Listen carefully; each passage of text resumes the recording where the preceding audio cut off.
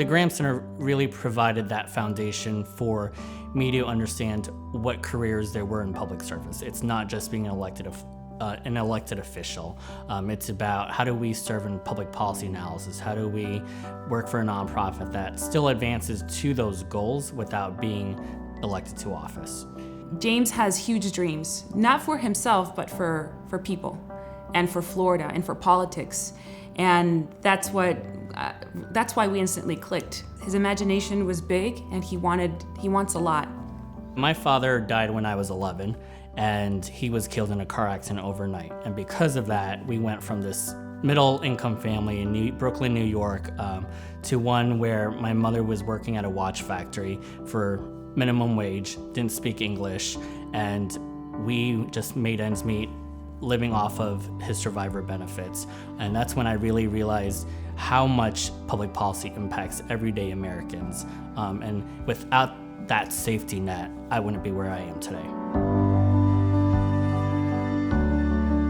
When I left the University of Florida and the Graham Center, I thought it was going to work in DC maybe, or work in Tallahassee as a lobbyist, and that just wasn't the case. I ended up working in the nonprofit space, but still in a political way, and really working with grassroots activists and grassroots partners to really lift up these issues.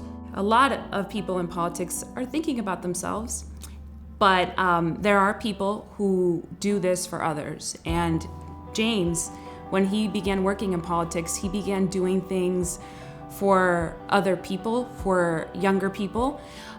He had a leadership role, I remember, with the Hispanic caucus of the Democratic Party, and he was their political director. He was always thinking about them first, about how they could win seats, how they could be politically empowered. Literally a political director, and he's Asian American. And it was great because I think everybody in the caucus admired him for it, right? And he was very well prepared all the time, and he had great goals. So he was just for them, right? Because he treated that community like his own.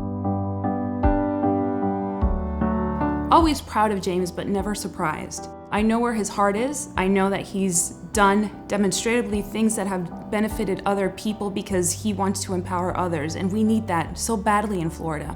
It's not a partisan cause to help others and to empower people to take on leadership. It's just a civic duty that we have, and he takes it on so well. So I was honored, but never surprised, because I see great things for him. I think we're at a point in our country where there is a tension between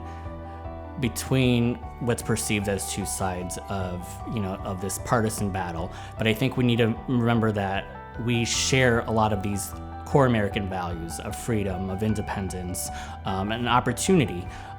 This country was founded on opportunity, and that's what we're working towards. And I think that gives me hope that in 10, 20 years from now, we'll make sure everyone has a voice in our democracy.